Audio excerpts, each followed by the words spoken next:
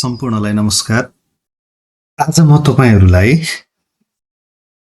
विद्यालय किताबखाना शिक्षकमा शिक्षकहरुको व्यक्तिगत विवरण कसरी हेर्ने भन्ने बारेमा एउटा भिडियो बनाउन गइरहेको छु र यसको लागि यहाँहरुले ओपन गर्नुपर्ने छ क्रोम ब्राउजर।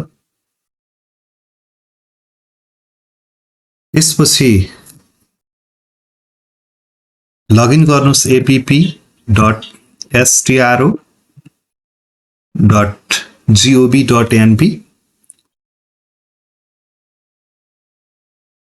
र यो ओपन गरिसकेपछि यस्तो लिंक आउनेछ। यहाँ विद्यालय शिक्षक किताबखाना नेपाल सरकार शिक्षा मन्त्रालय यसमा क्लिक गर्नुहोस्।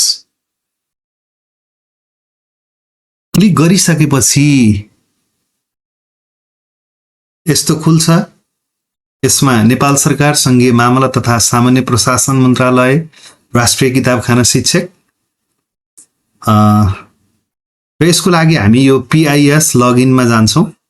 यसमा क्लिक गर्छौं। क्लिक गरिसकेपछि यसले युजर नेम र पासवर्ड यहाँ मागेको छ। यो युजर नेम तपाईहरुले आफ्नो सीट रोल नम्बर नै यो युजर नेम हुन्छ। मैले यसमा युजर नेम राखेको छु। पासवर्ड सामान्यतया पासवर्ड आफ्नो नामको अगाडिको तीनवटा अंग्रेजी क्यापिटल लेटर्स र त्यसपछि फेरि त्यो सीट रोल नम्बर नै कन्टिन्यू राख्नु होला र लगइन गर्नु होला। र लगइन गरिसकेपछि हामीले यहाँ देख्न सक्छौं व्यक्तिगत विवरण, ठेगाना,